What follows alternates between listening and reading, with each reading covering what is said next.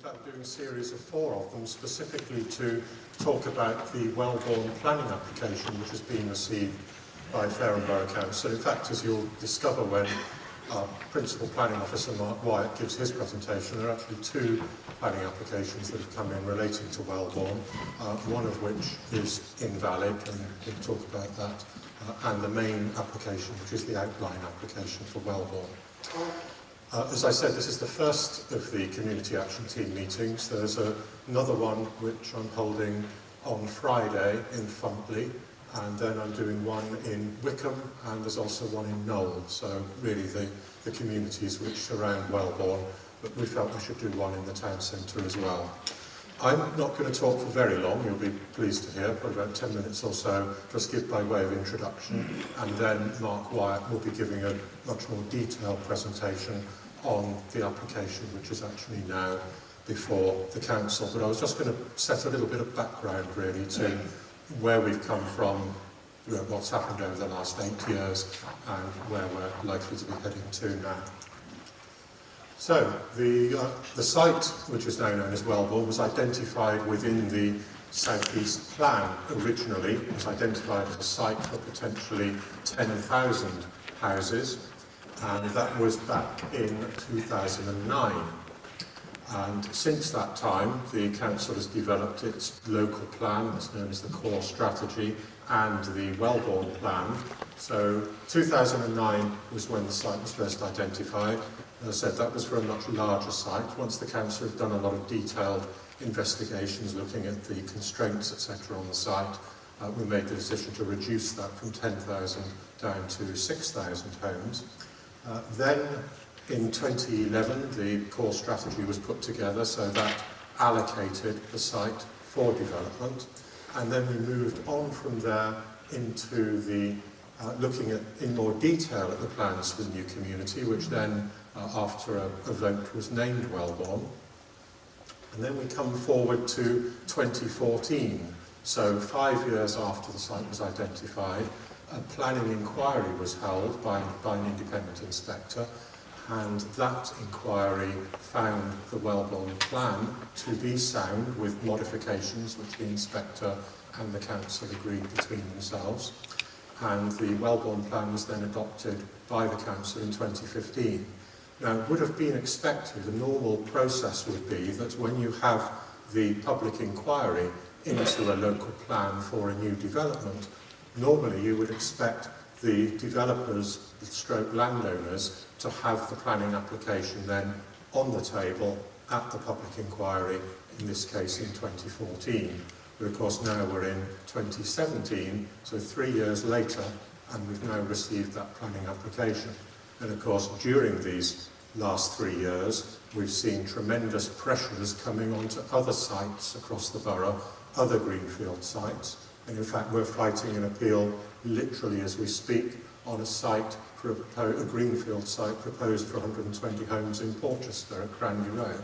And there will, I know, be more appeals that will follow, all because of this delay in being able to start delivery of the plans for Welborne, which of course, as I've said to many people over a number of years, the idea of having a community of 6,000 homes with all the required infrastructure going in, was the whole idea of that was to be able to spare having all these little developments sort of pepper potted right across the borough on a lot of different greenfield sites.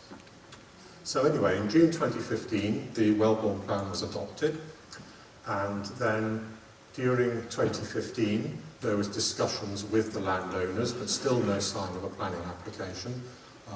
Hoping that something would come forward during 2015, but it didn't. So by 2016, we announced a new delivery strategy for Welborne, bearing in mind the site had been allocated 7 years previously, local plan had been adopted a year previously, and there was still no sign of a planning application. So the development strategy that we put into place was looking for a development partner for the council, and that process has been underway for the last 12 months, and a development partner is likely to be appointed around the end of this year, and the idea being that that development partner would bring forward the planning application for Welborne, but having control of all of the land which is required to be able to deliver a comprehensive development. And as a last resort, if we had to, we would be willing to use our compulsory purchase powers to get the land and get the planning application in and get the development underway. So that was the strategy that the council started moving on in February last year.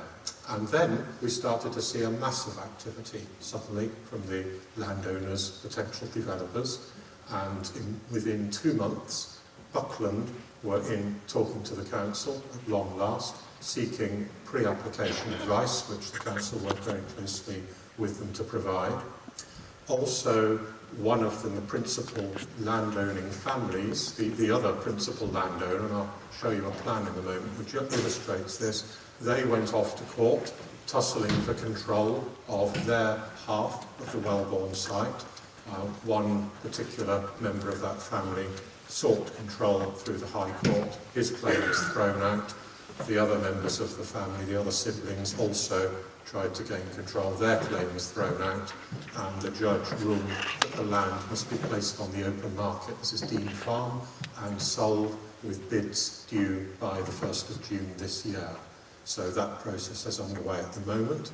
And in terms of the council's search for a delivery partner, we've had over 50 expressions of interest now since that opportunity was publicised just a few weeks ago.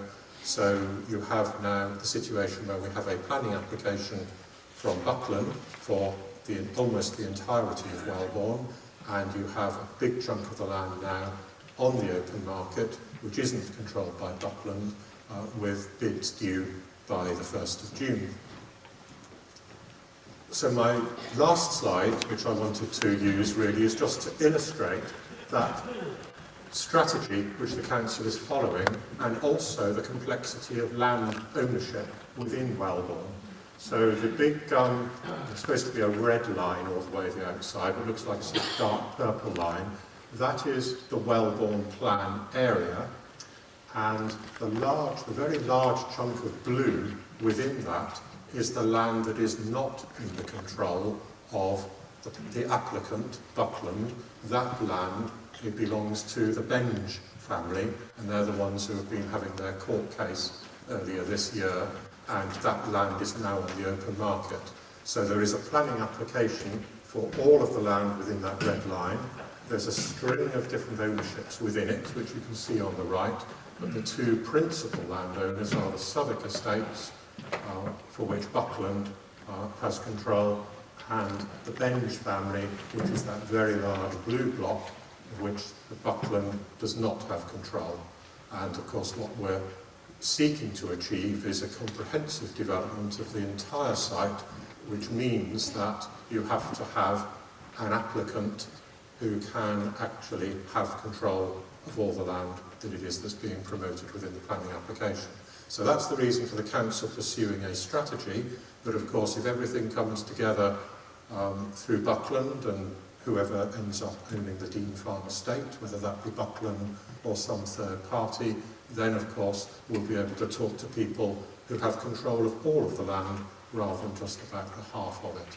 And it is important that all of the land is in control of somebody who is promoting the planning application, because quite significantly that blue land, the Dean Farm estate, includes the land for the M27 junction 10, which is going to be a new junction. It includes the land where the district centre will be, it includes where the secondary school is going to be, so a lot of critical infrastructure is not within the control of the applicant for this planning application. So that's why it's important that we do have this twin track approach in trying to pursue it as rapidly as possible. So that's the background which I wanted to give. Now I'm going to move to Mark, who is going to talk about the specifics of the application and what happens next. So anyway, we've given the advice, we've got the application, and now Mark is going to tell us considerably more about it.